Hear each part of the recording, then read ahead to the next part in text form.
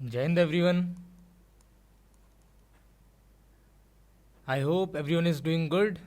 तो बच्चा पार्टी, इस क्लास के अंदर हम लाइफ प्रोसेस का पार्ट नंबर 4 करने जा रहे हैं, जिसके अंदर हम ह्यूमन हार्ट के बारे में पढ़ेंगे, ब्लड के बारे में पढ़ेंगे और प्लांट्स का जो ट्रांसपोर्टेशन सिस्टम होता है जिसे हम जाइलम और फ्लेम कहते हैं, ठीक है, उसके बारे में पढ़ेंगे। तो let's begin this class with the same energy and same intensity. तो भाई सबसे पहला टॉपिक आज का हमारा होने वाला है ट्रांसपोर्ट। तो ये ट्रांसपोर्ट होता क्या है?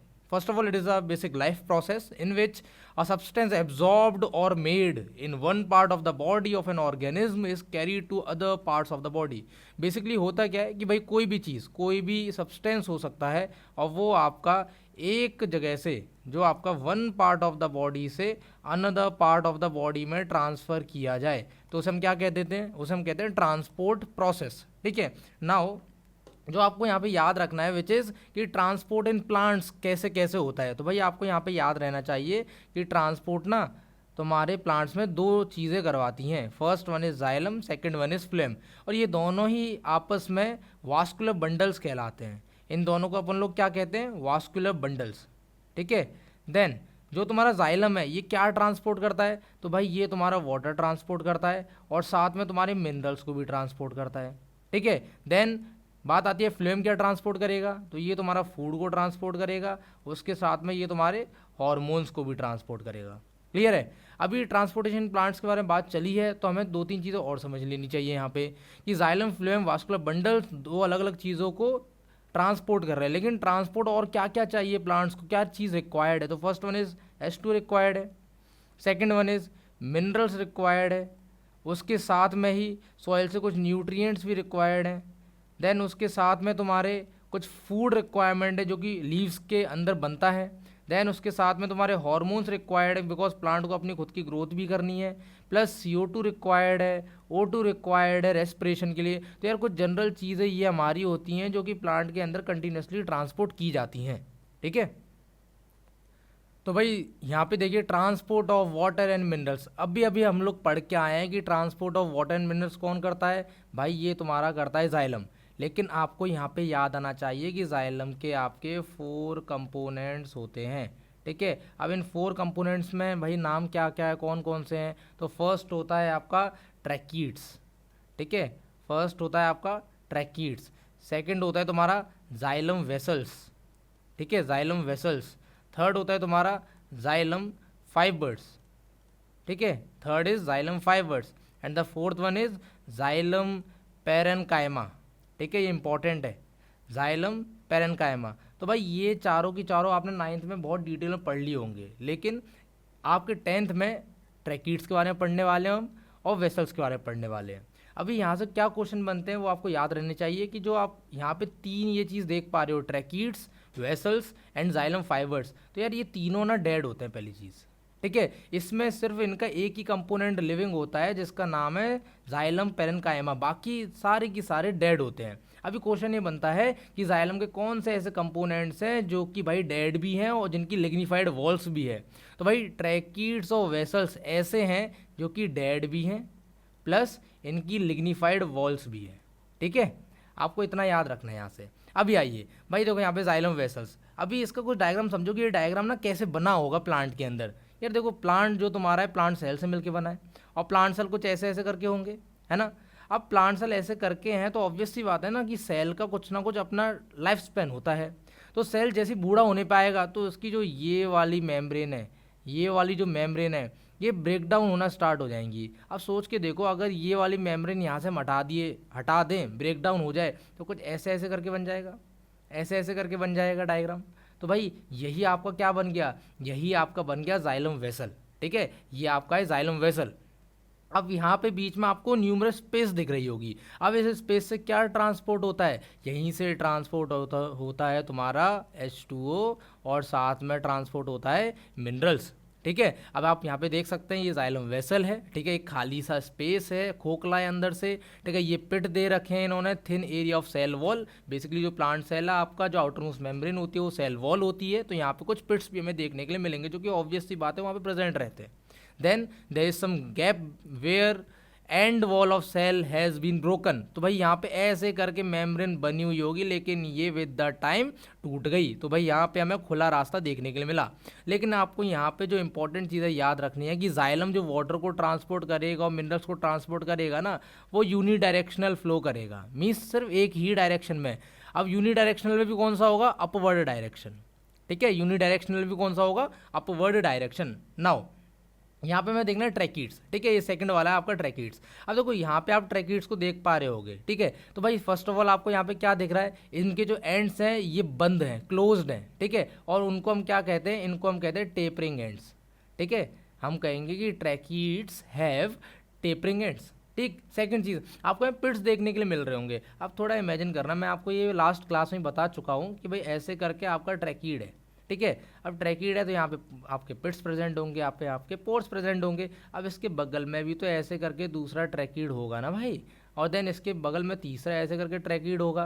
तो भाई इनके अंदर भी पोर्स होने चाहिए ऐसे। तो अब इनके अंदर भी पोर्स हैं, तो भाई आपका जो वाटर है वो ऐसे ऐसे करके इधर जाएगा, फिर ऐसे ऐसे करके इधर जाएगा, फिर ऐसे ऐसे करके ऊपर की तरफ चलता जाएगा। तो यार हमें यहाँ से क्या पता चल गया कि भाई वेसल के अंदर भी यूनिडायरेक्शनल फ्लो है और ट्रैकिड्स के अंदर भी कैसा फ्लो है? यूनिडायरेक्शनल फ्लो है। और यूनिडायरेक्शनल भी कहाँ पर है? ये तुम्हारा only and only upward direction में है। क्लियर है? तो भाई इतना आपको जाइलम के बारे में याद रखना है। चलो, तो यार यहाँ पे आपका नेक्स्ट टॉपिक है ट्रांसपरेशनल पुल, और इसके ऊपर क्वेश्चन बनता ही बनता है। तो फर्स्ट ऑफ ऑल ट्रांसपरेशन होता क्या है? इमेजिन करो यार, यहाँ पे हमारे ना सूरज चाचा निकले हुए हैं, मस्त चमक रहे हैं, ठीक है। और ये अपना ऐसे सनलाइट को यहाँ पे भेज रहे हैं प्लांट्स के पास। ऑब्वियस सी बात है कि यहाँ पे स्टोमेटल पोर्स होंगे। अब स्टोमेटल पोर्स है तो गार्ड सेल उन्हें ओपन भी करेंगे। जैसे ही ओपन करेंगे तो भाई जितना भी एक्सेसिव वाटर होगा, जितना भी तुम्हारा एक्स्ट्रा वाटर होगा प्लांट के अंदर, वो सारा का सारा वाटर वेपर के फॉर्म में तुम्हारा बाहर निकल जाएगा। और इसी प्रोसेस को हम लोग क्या कहते हैं? इसी प्रोसेस को हम लोग कहते हैं ट्रांसपिरेशन। देखो, the evaporation of water from the leaves के अंदर से वाटर का वाटर वेपर के फॉर्म में कन्वर्ट हो जाना और बाहर निकल जाना, इसको अपन ने क्या कहा? ट्रांसपिरेशन का। अब ट्रांसपिरेशन भाई हमारा हेल्प कैसे करता है इस चीज़ को समझना, ठीक है। कि भाई जो तुम्हारा वाटर है वो तो एज ए सॉइल में यहाँ पे प्रेजेंट है ना, जो आपका वाटर है, ठीक है, एक मिनट कलर चेंज कर लेते पहले, ठीक है। जो आपका वाटर है वो तो यहाँ पे प्रेजेंट है। अब यहाँ पे मीन्स आपका सॉइल के अंदर प्रेजेंट है। अब सॉइल के अंदर प्रेजेंट है तो भाई यहाँ पे रूट्स भी होंगी। अब रूट्स हैं तो भाई ये आपकी रूट्स, और रूट्स में भी छोटे छोटे क्या होते हैं? रूट हेयर्स होते हैं। अब रूट हेयर्स क्या करते हैं? पानी को ऐसे ऐसे करके चिपका लेते हैं। अब इमेजिन करो कि क्या प्लांट के अंदर कोई मशीन लगी हुई है कि भाई जो तुम्हारा पानी है प्लांट ऐसे करके ऊपर की तरफ खींच लेता है और ऐसे जाके पूरा का पूरा इस लीफ में चला जाता है। तो ऐसे तो कोई मशीन नहीं होती है। तो हो क्या रहा है रियल में कि यार यहाँ पे अभी अभी सूरज चाचा चमके और ट्रांसपिरेशन प्रोसेस तुम्हारे प्लांट के लीफ में हो गया। अब यहाँ पे पानी कैसा बचा होगा? तो वही वाटर कंसंट्रेशन आपका हो गया होगा यहाँ पे लो, है ना। अब सॉइल में पानी कैसा होता है? सॉइल में तो पानी बहुत है, तो भाई यहाँ पे क्या होगा? यहाँ पे होगा आपका हाई वाटर कंसंट्रेशन। तो भाई आपने 9th में एक प्रोसेस पढ़ा होगा जिसको आप लोग कहते थे ऑस्मोसिस। ऑस्मोसिस क्या कहता था कि भाई वाटर फ्लो कहाँ से कहाँ होगा? वाटर फ्लो होगा आपका हाई वाटर कंसंट्रेशन से लो वाटर कंसंट्रेशन की तरफ। तो भाई हाई वाटर कंसंट्रेशन ये नीचे बन गया, लो वाटर कंसंट्रेशन आपका प्लांट की लीफ में बन गया, और ऑटोमेटिकली तुम्हारा जो पानी है ना ये ऊपर की तरफ ट्रांसफर होना स्टार्ट हो जाता है। क्लियर है? और आपको यहाँ पे याद रखना है कि ऑस्मोसिस के साथ में कैपिलरी एक्शन नाम का प्रोसेस भी होता है जिसके थ्रू तुम्हारा वाटर ऊपर जाता है, ठीक है। कैसे? कि भाई सेल है, सेल है, सेल है, तो इस सेल ने इसे दिया, इस सेल ने इसे दिया, इस सेल ने इसे दिया, तो इसे हम क्या कहते हैं? कैपिलरी एक्शन कहते हैं, ठीक है। अब यहाँ पे देख लीजिए, the transpiration helps in the absorption and upward movement of water. Imagine करो ट्रांसपिरेशन यहाँ पे हुआ ही नहीं है। अगर नहीं होगा ट्रांसपिरेशन तो क्या वाटर का लो कंसंट्रेशन लेवल बन पाएगा? कभी नहीं बन पाएगा भाई, तो कभी भी ऑस्मोसिस होना नहीं है। तो भाई ट्रांसपिरेशन ने यहाँ पे हेल्प किया है, ठीक है। Second cheese, it also helps in temperature regulation. भाई टेम्परेचर रेगुलेशन में कैसे? कि यार बाहर बिल्कुल है ना तुम्हारा धूप निकल रही है, बहुत डेंजर। अब धूप निकल रही है तो ऑब्वियस सी बात है प्लांट को भाई यहाँ पे ज़्यादा वाटर रिक्वायर्ड है जिससे वो अपने टेम्परेचर को बैलेंस कर सके। तो भाई ये तुम्हारा ट्रांसपिरेशन प्रोसेस उस टाइम पे नहीं होगा, ये लोग नाइट में करेंगे, ठीक है। तो यहाँ पे देखो इंपॉर्टेंट एट नाइट, ठीक है। तो कभी कभार ऐसा भी होता है जैसे डेजर्ट प्लांट्स के अंदर हमें देखने के लिए मिलता है कि उनका जो ट्रांसपिरेशन प्रोसेस होता है ना वो नाइट को होता है, ठीक है। जिससे एक्सेस ऑफ वाटर है वो बाहर निकल जाए। मेजरली एक्सेस ऑफ वाटर वाली कंडीशन कभी बनती नहीं है उनके अंदर, जिसकी वजह से ट्रांसपिरेशन प्रोसेस ना तो दिन में ना ही रात को हमें देखने के लिए मिलेगा। क्लियर है? चलो, तो इसके आगे अपन लोग चलते हैं। नेक्स्ट टॉपिक आपका रहेगा transport of food and hormones. और हमने अभी लास्ट 1 मिनट पहले ही बात किया था कि फूड और हार्मोन्स को कौन ट्रांसफ़र करवाता है, ये करवाता है फ्लोएम। और फ्लोएम के भैया आपके 4 कंपोनेंट्स होते हैं। अब 4 कंपोनेंट्स में कौन कौन से कंपोनेंट्स होंगे, तो भाई फर्स्ट आपका होने वाला है सीव ट्यूब्स, जिसको हम आज पढ़ेंगे यहाँ पे, ठीक है। सेकंड आपका कौन सा होगा, सेकंड आपका होगा कंपेनियन सेल, ठीक है, उसके बारे में भी आज ही पढ़ के जाएंगे। देन थर्ड वन होगा आपका फ्लोएम फाइबर्स, ठीक है, जैसे जाइलम फाइबर्स था ना वैसे ही फ्लोएम फाइबर्स भी है। And the last one is phloem parenchyma, ठीक है। ये आपको इतना याद रखना है भाई कि भाई 4 कंपोनेंट हैं, sieve tubes, companion cell, phloem fibres and phloem parenchyma. अभी यहाँ पे सिर्फ only and only phloem fibres ही डेड इन नेचर होता है। जाइलम में 3 डेड थे, फ्लोएम में सिर्फ इकलौता यही डेड है। और बाकी ये सारे कैसे होते हैं, ये सारे तुम्हारे होते हैं लिविंग, ठीक है। Sieve tube, companion cell and phloem parenchyma, ये तीनों होंगे living, phloem fibre is dead. अभी देखो इधर भाई होता क्या है, अगेन कि ये रहा तुम्हारा सेल, ये का सेकंड सेल, ये रहा तीसरा सेल। लेकिन अभी क्या हुआ कि यार इस सेल की जो लाइफ स्पैन थी ना काफ़ी ज़्यादा थी। अब ये धीरे धीरे टूटना स्टार्ट होगा तो भाई थोड़ा सा यहाँ से टूट गया, थोड़ा सा यहाँ से टूट गया, थोड़ा सा यहाँ से टूट गया, तो भाई कैसे बन जाएगा ये तुम्हारा सेल, और ऐसे ऐसे करके यहाँ पे ऐसे ये फॉर्म हो जाएगा, ऐसे करके इसका सेकंड सेल भी फॉर्म हो जाएगा। मीन्स पूरी लेयर अभी टूटी नहीं है, अभी सिर्फ थोड़ी सी लेयर टूटी है। तो यहाँ पे हमें हल्की हल्की लेयर देखने के लिए मिल रही है। तो भाई यहाँ पे देखो सेम चीज़, हल्की हल्की आपको ऐसे लेयर देखने के लिए मिल रही है। इसी को आगे जाके हम क्या कह देते हैं, इसको हम कह देते हैं सीव प्लेट। तो भाई ये चीज़ क्या हो जाएगी तुम्हारी, ये चीज़ हो जाएगी तुम्हारी सीव प्लेट। क्लियर है?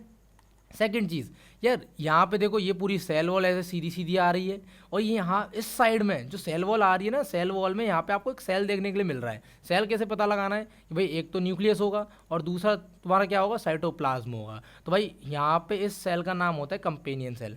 हमेशा याद रखना सीव ट्यूब के अंदर तुम्हारा न्यूक्लियस नहीं होता है, सिर्फ only and only companion cell अपने साथ में न्यूक्लियस रखता है।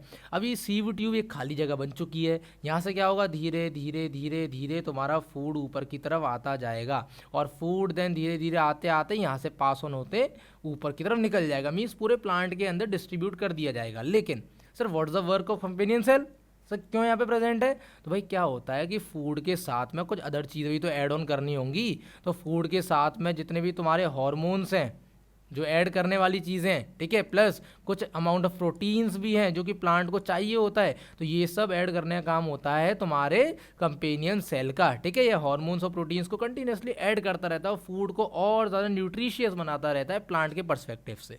क्लियर है? अभी जैसे हमने ट्रांसपिरेशन प्रोसेस पढ़ा था, ऐसे ही जो फ्लोएम है ना वो ट्रांसलोकेशन प्रोसेस करता है। अब ट्रांसलोकेशन क्या है, ट्रांसलोकेशन एक ऐसा प्रोसेस होता है जिसमें हम फूड को from one part of the plant to another part of the plant पहुंचाते रहते हैं, ठीक है। एक पार्ट से दूसरे पार्ट के लिए पहुंचाते हैं फूड को, उसको हम कहते हैं ट्रांसलोकेशन। नाउ आपके मन में आ रहा होगा यार, इमेजिन करना है इस चीज़ को कि यहाँ पे आपका एक पत्ती, ठीक है, दूसरी पत्ती यहाँ पर।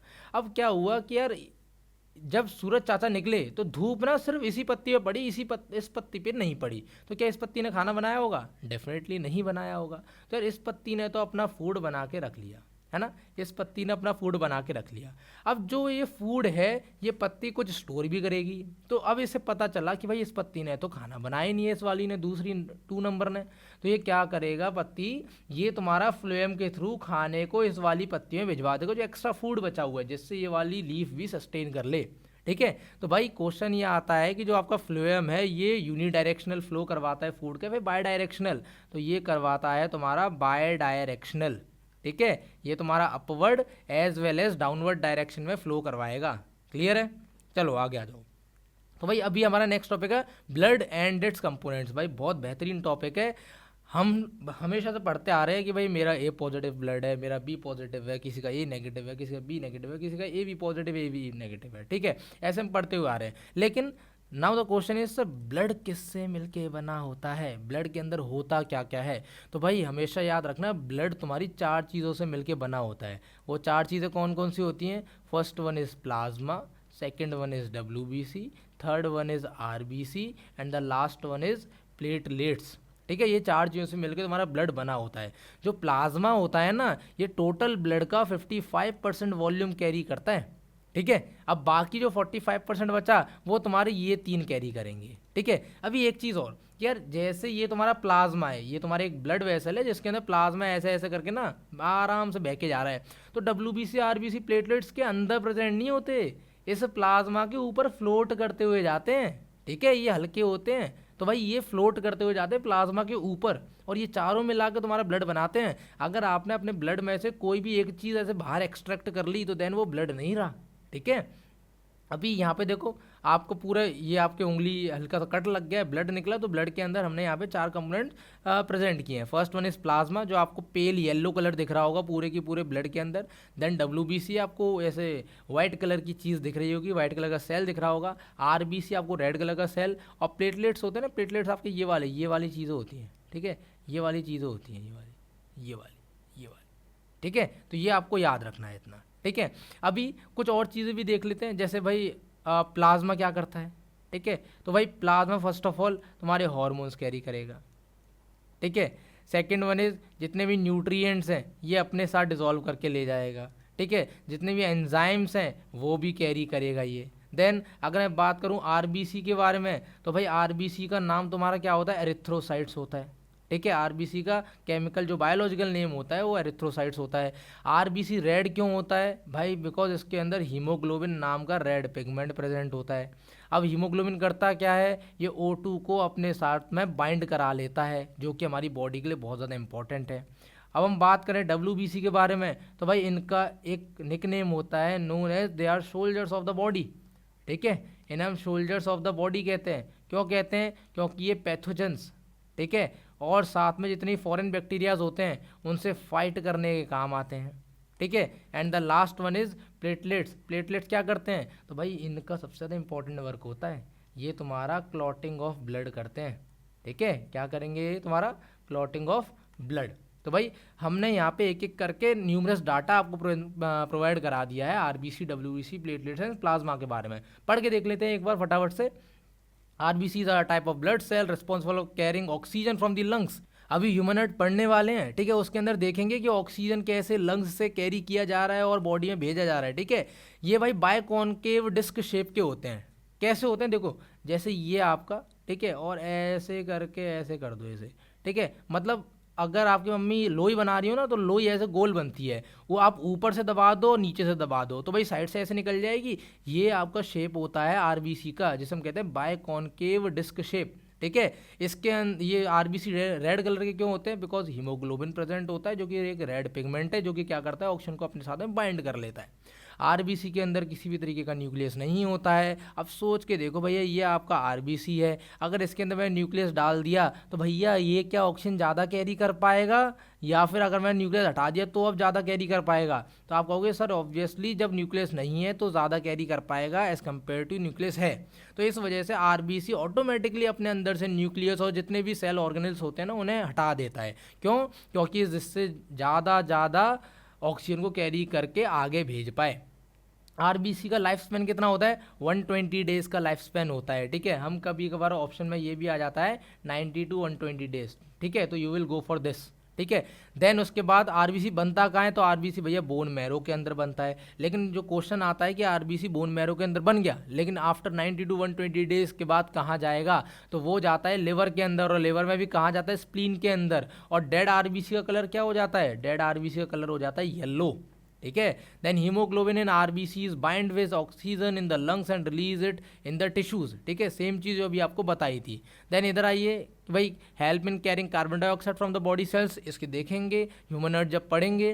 देन एक एवरेज एडल्ट के अंदर कितने भाई RBC प्रेजेंट होते हैं? तो भाई यहाँ पे दे रखा है 4.5 to 5.5 मिलियन RBCs पर माइक्रोलीटर ऑफ ब्लड। भाई 1 माइक्रोलीटर ऑफ ब्लड के अंदर इतने मिलियंस ऑफ RBC प्रेजेंट होते हैं, तो सोच लो तुम्हारी बॉडी के अंदर कितने RBC होंगे भाई। ठीक है ना। चलो अभी यहाँ पे कि भाई अगर बाय एनी चांस हमारी बॉडी में आरबीसी की कमी हो गई या फिर हीमोग्लोबिन की कमी हो गई तो यार हमें कौन सी डिसीज़ होगी, तो यार हमें एक एनीमिया नाम की डिसीज़ होती है जिसमें हम बहुत थके थके फील करते हैं और कमज़ोर फील करते हैं। तो इस डिसीज़ का नाम याद रखेंगे, इसका नाम होता है एनीमिया। ठीक है। अभी सेकंड आओ डब्ल्यूबीसी के बारे में। तो भाई डब्ल्यूबीसी का भाई नाम क्या होता है, ल्यूकोसाइट्स होता है। आरबीसी का नाम क्या था, आरबीसी का नाम था एरिथ्रोसाइट्स। ठीक है। डब्ल्यूबीसी का नाम होता है ल्यूकोसाइट्स। ठीक है। प्लाज्मा का नाम हो सॉरी प्लेटलेट्स का नाम होता है थ्रोम्बोसाइट्स। ठीक है, ये आपको याद रखना है। और साइड में देखो ग्रेनुलोसाइट्स आपके 3 दे रखे हैं और ए ग्रेनुलोसाइट्स आपके 2 दे रखे हैं। तो भाई ये डब्ल्यूबीसी के टाइप्स होते हैं, याद रखना। ठीक है। दैट डब्ल्यूबीसी करते क्या है भाई, बॉडी को डिफेंड करते हैं। किससे डिफेंड करेंगे, इन्फेक्शन और अदर डिसीजेस से, और कुछ पैथोजन से फाइट करते हैं जैसे बैक्टीरिया हो गए, वायरस हो गए और अदर फॉरेन इन्वेडर्स भी हो गए। मीन्स जितने भी हमारी बॉडी को नुकसान पहुंचाने के लिए बाहर से आते हैं उनको भाई वहाँ से फाइट करेंगे और भगा देंगे। ठीक है। अब जो डब्ल्यूबीसीज होते हैं ना भाई, वो बड़े होते हैं लेकिन इनका शेप ना इरेगुलर होता है कि भाई कोई भी शेप हो सकता है, और ये कलरलेस भी होते हैं। ठीक है, बिकॉज इनके अंदर हीमोग्लोबिन है नहीं भाई। अगर रेड कलर का पिगमेंट प्रेजेंट नहीं होगा तो भैया कलर तो नहीं होगा इनके अंदर। ठीक है। तुम्हारा जो आरबीसी है वो न्यूक्लियस नहीं कैरी करता है, लेकिन डब्ल्यूबीसी के अंदर न्यूक्लियस है। ठीक है, क्यों है, बिकॉज भाई ये अपना इम्यून फंक्शन को कैरी ऑन करेगा। और हमने ये तो देख ही लिया कि भाई इतने सारे टाइप्स होते हैं इसके। डब्ल्यूबीसी भी तुम्हारा बोन मैरो में जाके प्रोड्यूस होता है, क्लियर है। और देन 4000 से लेके 11,000 डब्ल्यूबीसीज पर माइक्रोलीटर ऑफ ब्लड के अंदर प्रेजेंट होते हैं। तो सोचो भाई आपकी बॉडी में कितना ज़्यादा रिक्वायर्ड है डब्ल्यूबीसी, बिकॉज इतनी सारी चीज़ें, बैक्टीरिया हो गए, वायरस हो गए, अदर फॉरेन इन्वेडर्स हो गए, ये तो आपकी बॉडी में कंटिन्यूसली आ रहे होंगे। ठीक है। Then WBC life span varies, some live for a few days, other for months और इवन ईयर्स। लेकिन मेजर हम देख लेते हैं कि कितने दिन जिंदा रहते हैं, तो हम लोग कहते हैं 13 से 20 डेज के आसपास डब्ल्यूबीसीज आपके जिंदा रहते हैं। ठीक है। और ये कभी कभार मंथ्स और ईयर्स में भी चले आते हैं जब उनका अकॉर्डिंग टू द फंक्शन और जो उनके टाइप्स के ऊपर देखा जाए तो। क्लियर है। अब ये प्लेटलेट्स भाई थ्रोम्बोसाइट्स होते हैं। पहली चीज़ इनका नाम, ये क्या करते हैं, ये ब्लड क्लॉट करने में हेल्प करते हैं। भाई होता क्या है, फॉर एग्जांपल देखो कि ये आपका प्यारा सा हाथ, ठीक है, और आपकी उंगली कट गई। अब आपकी उंगली कट गई तो आप देखते हो ना कि आपकी उंगली पे ऐसे ना काली काली कलर की ना पपड़ी जम जाती है। जो पपड़ी जम गई है वो क्या है, अरे भैया वही तो प्लेटलेट्स हैं। ठीक है, उन्होंने तो आपके ब्लड को जमाया है। ठीक है। देन भाई ब्लीडिंग जो आपका हो रही है उसे स्टॉप करने का काम करते हैं। ठीक है, खून को जमा देते हैं जिसे हम कहते हैं क्लॉट कर देना। देन स्मॉल डिस्क शेप्ड जैसे होते हैं, इनके अंदर भी न्यूक्लियस नहीं होता है। हमने 2 चीज़ें समझ ली कि भैया तुम्हारा आरबीसी हो गया और तुम्हारा प्लेटलेट्स हो गया, इन दोनों के अंदर न्यूक्लियस रहने वाला ही नहीं है। ठीक है। अब ये जिंदा कितने दिनों तक रहते हैं, लाइफ स्पैन क्या होता है, 7 to 10 डेज। ठीक है। देन ये भी बोन मैरो के अंदर तुम्हारे प्रोड्यूस होते हैं और ये क्या करते हैं कि भाई ये फाइब्रिन क्लॉट बनाते हैं। ठीक है, अभी आगे चल के पढ़ेंगे प्लाज्मा के अंदर, आपको बताऊंगा कि फाइब्रोनेजिन नाम का एक तुम्हारा केमिकल रिलीज किया जाता है जो कि फाइब्रिन क्लॉट बनाने के काम आता है, जो कि आपके ब्लड को ना ऑन द स्पॉट स्टॉप कर देता है। ठीक है भाई। देन जो spleen stores are reserve of platelets and releases them when needed. भाई जो आपका स्प्लीन होता है ये लिवर के अंदर का पार्ट होता है और ये प्लेटलेट्स को भाई बहुत लार्ज अमाउंट में कैरी करता है, और जब भी रिक्वायर्ड होता है फटाफट से रिलीज करके जिस जगह पे चोट लगी होती है उस जगह पे पहुंचा देता है। ठीक है, आइए आगे। अभी प्लाज्मा, इसके ऊपर कुछ इंपॉर्टेंट क्वेश्चन बनते हैं। फर्स्ट वन इज कि भाई 55% of the total volume of blood.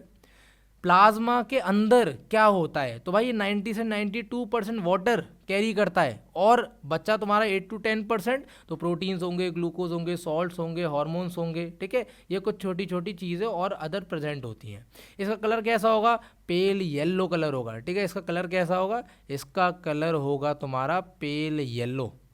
ठीक, अभी यहाँ पे इसके अंदर कुछ प्रोटीन्स भी होते हैं, एल्ब्यूमिन, ठीक है, ग्लोबुलिन और फाइब्रोनेजिन। अब फाइब्रोनेजिन अब ये भी बात किए थे कि भाई ब्लड क्लॉटिंग में हेल्प आते हैं, तो भाई ये तुम्हारा प्लेटलेट्स वाला फंक्शन कर रहे हैं। ठीक है, और प्लाज्मा क्या क्या कैरी करता है, nutrients, oxygen, carbon dioxide, hormones, metabolic waste like urea and carbon dioxide, जैसे बाहर निकाल देता, फेंक देता बाहर। अब तुम्हारे मन में क्वेश्चन बन रहा होगा कि सर और क्या करेगा सर, प्लाज्मा इतना सब कुछ तो कैरी कर रहा है, और क्या करेगा? तो भाई एक जो इंपॉर्टेंट क्वेश्चन है स्टार मार्क कर देता हूँ मैं आपके लिए यहाँ पे, कि बॉडी का पीएच को भी बैलेंस करता है ये, और आपकी बॉडी टेम्परेचर को भी रेगुलेट करता है। तो भाई क्वेश्चन ये बनता है ना हमेशा कि ये ब्लड रेगुलेट करता है, जी हाँ, ब्लड के अंदर कौन करता है? तो भैया प्लाज्मा करता है। क्लियर है? आ जाओ भी। तो भाई यहाँ पे मैंने फंक्शन ऑफ ब्लड दे रखे हैं, आप फटाफट से पढ़ लीजिएगा और अपनी कॉपीज में नोट डाउन कर लीजिएगा, बिकॉज क्वेश्चन बन जाता है बोर्ड में कि right 2 function 3 function 4 function of the blood. ठीक है, चलो अभी बात करते हैं भाई टाइप ऑफ ब्लड वेसल्स। यहाँ से आपका इंपॉर्टेंट चीज़ स्टार्ट हुई है अभी, ठीक है, ध्यान से सुनना। भाई आपके ना बॉडी में 3 तरीके के ब्लड वेसल्स होते हैं। अगर आप लोग जिम करते हो तो भाई आप लोग कहते हो कि अरे देख भाई मेरे हाथ में से ना क्या नसें निकल के आ रही हैं। तो भाई जो नसें होती हैं ना वो 3 तरीके की होती हैं। कौन कौन सी होती हैं? First one is artery, second one is when and the third one is capillary. अब आर्टरी क्या होती हैं? भाई फर्स्ट ऑफ ऑल आर्टरी तुम्हारी थिक वॉल्ड ब्लड वेसल्स होती हैं, इनकी जो वॉल्स होती है ना थिक होती हैं। ठीक है, सेकेंड चीज़ ये करती क्या है, ये तुम्हारा हार्ट से सारे की सारे बॉडी पार्ट्स में ब्लड को फ्लो कराती हैं। कहाँ से कहाँ तक? हार्ट से बॉडी पार्ट्स तक। अभी वेन्स, वेन क्या होती हैं? वेन आपकी थिन वॉल्ड होती हैं, ठीक है, पतली वॉल रहती है वेन्स की, और ये क्या करती हैं, ये तुम्हारे बॉडी पार्ट से, जो आपके बॉडी पार्ट्स है ना, बॉडी पार्ट से ब्लड को लेके आएंगी और हार्ट के अंदर छोड़ देंगी। ठीक है, नाउ कैपिलरी क्या होती है? कैपिलरी भी भैया आपकी थिन वॉल्ड ही होंगी। ठीक है, और ये तुम्हारा ना कनेक्ट करती हैं, किस किस को कनेक्ट करेंगी? ये तुम्हारा आर्टरी और वेन को आपस में कनेक्ट करने का काम करती हैं। ठीक है, आर्टरी और वेन को आपस में कनेक्ट करने का काम करती हैं। कैसे? कि फॉर एग्जांपल ये तुम्हारी आर्टरी आई, अब देन तुम्हारा ऑर्गन के अंदर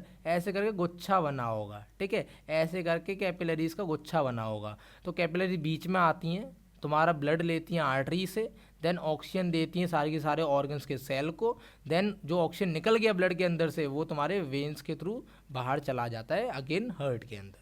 ठीक है, अब भी आओ भाई most most most important topic, human heart. भाई आज हम अपने हार्ट के बारे में पढ़ने जा रहे हैं। ठीक है, तो भाई हम लोग इस डायग्राम से पढ़ेंगे, देन इस डायग्राम को समझेंगे। ठीक, आ जाओ भाई। तो यार होता क्या है भाई, फर्स्ट ऑफ ऑल ये वाला जो पोर्शन देख रहे हो ना, ये वाला, ये आपका ह्यूमन हार्ट है। ठीक है, ये वाला हमने जो स्क्वायर बनाया है, ये वाला आपका ह्यूमन हार्ट है। ठीक है, और ह्यूमन हार्ट्स को ना बच्चा हम लोग 4 चैम्बर में डिवाइड करते हैं। 4 चैम्बर मतलब 4 कमरे। अब 4 कमरे क्या क्या हैं भाई? जो अपर 2 होते हैं उन्हें हम कहते हैं एट्रियम। क्या कहते हैं? एट्रियम। जो अपर 2 कमरे हैं, अपर 2 चैम्बर्स हैं, उन्हें हम क्या कहते हैं? उन्हें हम कहते हैं एट्रियम। ठीक है, और जो लोअर वाले हैं उन्हें हम क्या कहते हैं? वेंट्रिकल। अभी सोच के देखो कि भाई ये वाला हमारा लेफ्ट होगा। ठीक है, अपने हार्ट पे ऐसे हाथ रखना और देन उल्टे हाथ पे करना। ठीक है, लेफ्ट हैंड पे, तो भाई लेफ्ट एट्रियम ऊपर होगा, देन लेफ्ट वेंट्रिकल नीचे होगा। अब राइट एट्रियम इस साइड होगा और राइट वेंट्रिकल जस्ट उसके नीचे होगा। ठीक है, अब ये तो हो गए 4 चैम्बर। अब हार्ट को हम 2 पार्ट्स में अलग से सेपरेट आउट करते हैं, तो आपको बीच में ये लेयर देखने के लिए मिल रही होगी। ठीक है, इस लेयर का पता है क्या नाम होता है? इस लेयर का नाम होता है सेप्टम। ठीक है, अभी बात करेंगे इसकी फंक्शनिंग क्या है। देन जो आपका हार्ट होता है ना, इसके ऊपर ऐसे करके ना एक लेयर चढ़ी हुई होती है। ठीक है, आपके हार्ट के ऊपर ऐसे करके एक लेयर चढ़ी हुई होती है। उस लेयर का पता है क्या नाम होता है? उस लेयर का नाम होता है पेरिकार्डियम। ठीक है, आपको ये कुछ डाटा है, बहुत इंपॉर्टेंट डाटा है, याद रखना है। आपका हार्ट 4 चैम्बर्स में बटा होगा, left atrium, left ventricle, right atrium, right ventricle. बीच में एक आपका वॉल होगी जिसे हम सेप्टम कह रहे होंगे, मस्कुलर वॉल। देन चारों तरफ आपकी लेयरिंग होगी जिसे हम पेरिकार्डियम कह रहे होंगे। ठीक है, अभी समझो कि यार हमने लास्ट से लास्ट क्लास में पढ़ा था रेस्पिरेशन। उसमें क्या हो रहा था? लंग्स में आपका एल्वियोली आ रही थी, और एल्वियोली क्या लेके आ रही थी? ऑक्सीजन लेके आ रही थी। अब सोच के देखो भैया ऑक्सीजन आ रही है तो भैया ब्लड कैपिलरीज भी ऐसे आ रही होंगी, एल्वियोली से टच हो रही होंगी। अब एल्वियोली ने उस ब्लड के अंदर क्या मिक्स कर दिया? ऑक्सीजन मिक्स कर दिया। जिस ब्लड के अंदर ऑक्सीजन होता है उसे हम कहते हैं ऑक्सीजनेटेड ब्लड। जिस ब्लड के अंदर ऑक्सीजन होता है उसे हम क्या कहते हैं? Oxygenated blood. और जिसके अंदर नहीं होगा उसे हम क्या कहेंगे? D oxygenated blood. क्लियर है? ये छोटा सा डाटा था जो आपको याद रखना था। अभी लंग्स में तुम्हारे एल्वियोली ने ब्लड कैपिलरीज के अंदर तुम्हारा ऑक्सीजन तो ऐड कर दिया, मतलब कौन सा ब्लड हो गया, ऑक्सीजनेटेड ब्लड हो गया। अब लंग्स से ऑक्सीजनेटेड ब्लड को कैरी करने का काम किसका होता है, तो भाई कैरी करने का काम होता है पल्मोनरी वेन का। ठीक है, पल्मोनरी वेन याद रखना, क्वेश्चन आता है पल्मोनरी वेन कहाँ से कहाँ ब्लड को फ्लो कराती है, तो आप कहोगे सर लंग्स से लेफ्ट एट्रियम में ब्लड को फ्लो कराया। मतलब तुम्हारा ऐसा ब्लड जिसके अंदर ऑक्सीजन ऐड हो चुका है वो तुम्हारे हार्ट में आ चुका है। अब यहाँ पे आप लोग देख रहे होगे V1 करके लिखा हुआ है, तो यार ये आपकी मसल होती है, एक ऐसे करके ना मसल होती है। ठीक है, और मसल ना आपस में ऐसे करके कनेक्ट हो जाती है। यहाँ पे ना एक लेयर बन गई जिसे हम कहते हैं वाल्व। ठीक है, जिसे हम कहते हैं वाल्व। अब ये वाल्व कौन सा है, ये वाला वाल्व है ना, इसका नाम होता है तुम्हारा बायकस्पिड वाल्व। ठीक है, इसका क्या नाम है, बायकस्पिड वाल्व। अब ये करता क्या है कि यार तुम्हारा ब्लड आया यहाँ से, ठीक है, और जैसे ही ब्लड आया तो यार ओनली ब्लड थोड़ी फ्लो कराना है हमें, ब्लड के साथ में कुछ न्यूट्रिएंट्स भी तो होने चाहिए। तो यहाँ पे ब्लड के साथ में कुछ न्यूट्रिएंट्स और मेजरली आपको मिनरल्स ऐड किए जाते हैं हार्ट के अंदर, और देन ये तुम्हारा लेफ्ट वेंट्रिकल में पुश डाउन कर दिया जाएगा। अब जैसे ही पुश डाउन किया गया तुम्हारा ब्लड कहाँ आ गया, लेफ्ट वेंट्रिकल में आ गया।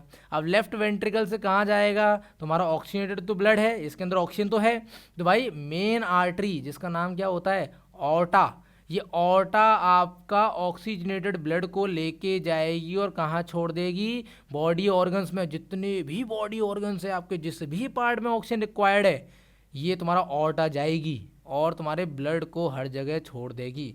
अभी पढ़े थे पिछली क्लास में कि जितनी भी आर्टरीज होती हैं तुम्हारी, ये उनकी वॉल कैसी होती हैं, उनकी वॉल होती है थिक वॉल्ड। अब सोच के देखो थिक वॉल्ड क्यों, यार आपको ब्लड हर बॉडी के ऑर्गन तक पहुंचाना है, तो यहाँ से जब हार्ट ब्लड को पुश करेगा, ऐसे करके पुश किया, तो बहुत ज़्यादा स्पीड में नहीं पुश करना पड़ेगा, तभी तो जाके हर बॉडी के ऑर्गन के हर सेल तक पहुँच पाएगा। तो जैसे ही पुश किया आपकी ये ब्लड वेसल, आपने ऐसे करके ब्लड पुश किया और बहुत ज़्यादा स्पीड में पुश करोगे तो यार ये तो बड़ी पतली पतली छोटी छोटी होती हैं, अगर ज़्यादा प्रेशर पुश कर दिया तो फट जाएंगी। तो इस वजह से जितनी भी आर्टरीज होती हैं ना, उनकी थिक वॉल्ड रहती है।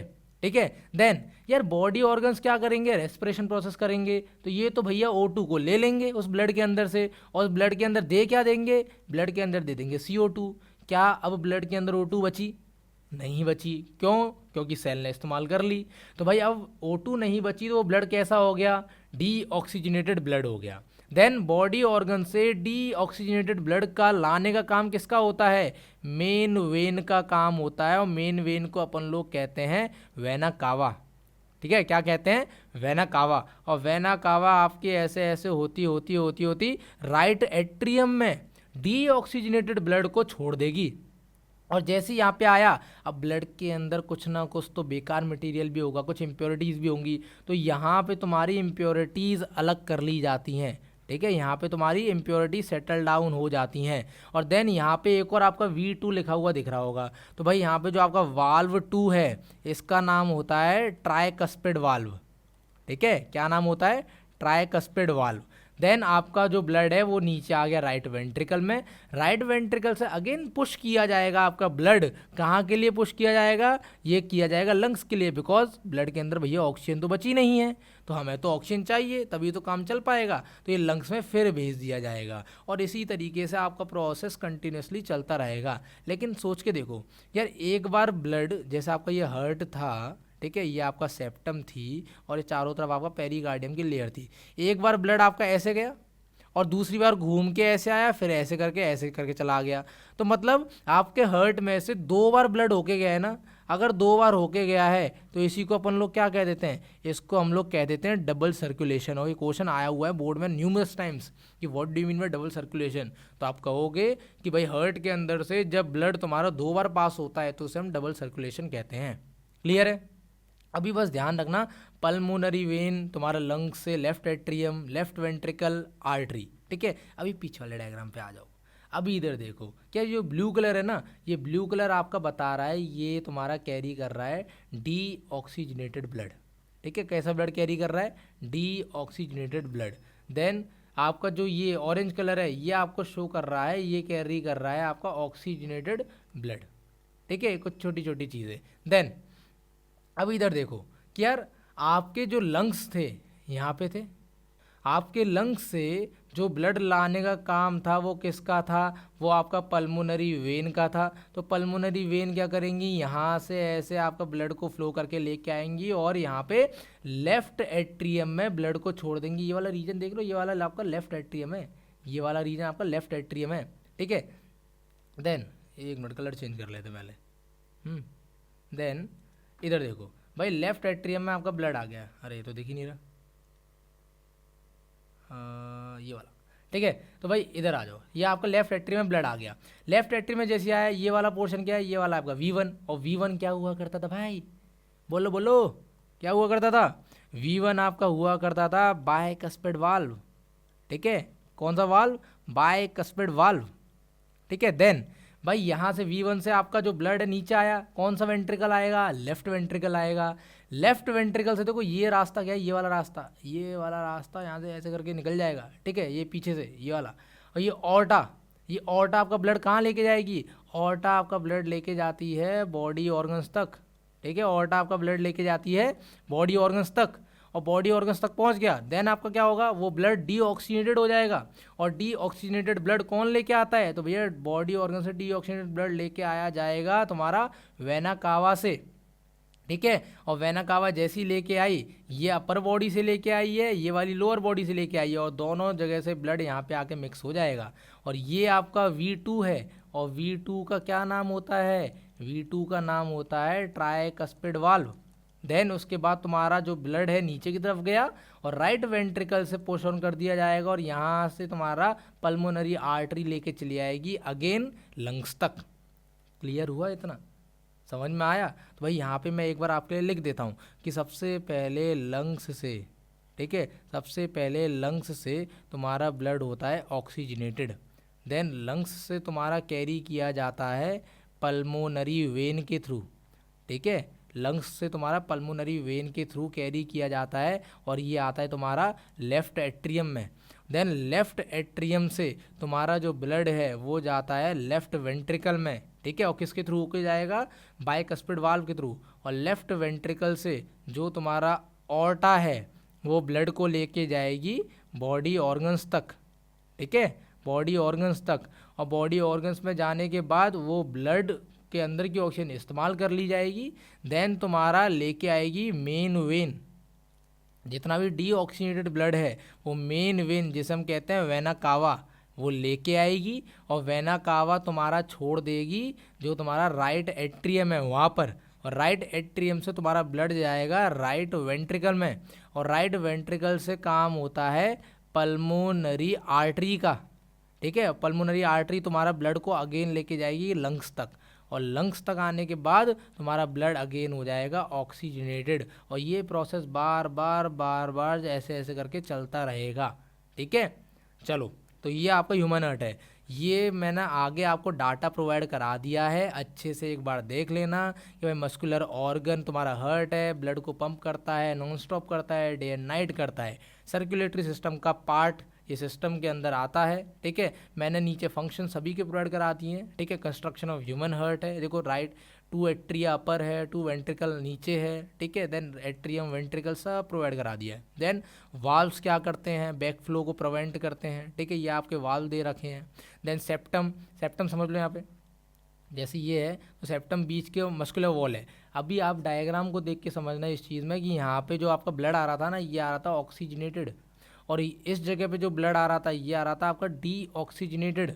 अब सोच के देखो, ये वॉल नहीं होती तो ऑक्सीजनेटेड और डीऑक्सीजनेटेड दोनों आपस में मिक्स हो जाते, देन भाई मतलब ही क्या बचता ब्लड का, ठीक है। तो भाई ये सेपरेशन देता है ऑक्सीजनेटेड और डीऑक्सीजनेटेड ब्लड के बीच में, ठीक है। देन हमने पढ़ा था पेरिकार्डियम, तो पेरिकार्डियम क्या है भाई, आप अपने हार्ट पे जैसे ही ऐसे मुक्का मारते हो तो हल्का सा झटका फील होता है, अब वो झटका हार्ट तक चला गया तो हार्ट डैमेज हो जाएगा। तो भाई ये क्या करता है पेरिकार्डियम, ये तुम्हारा प्रोटेक्ट करता है हार्ट को, ठीक है, प्रोटेक्ट दी हार्ट, ठीक है, ये चीज़ आपको याद रखनी है। देन यहाँ पे हमने वर्किंग ऑफ हार्ट भी दे दिया है आप लोगों के लिए, तो अच्छे से एक बार पढ़ के देख लेना, ठीक। अभी बात करते हैं ब्लड प्रेशर। भाई आपने देखा होगा कि भाई घर पे कभी मम्मी की तबीयत ख़राब हो गई, कभी पापा की तबीयत ख़राब हो गई, दादा दादी की तो होती रहती है। तो यार आप लोग डॉक्टर की दुकान पे लेके जाते होगे और डॉक्टर ना ये ऐसे करके मशीन निकालते होंगे एक, ठीक है, ऐसे करके लंबी सी मशीन निकालते हैं और कहते हैं कि लाओ लाओ भाई, हाथ में ऐसे करके बांधते हैं और कहते हैं कि लाओ ब्लड प्रेशर नाप लेते हैं, पहले बीपी नाप लेते हैं कि क्या है आपका बीपी।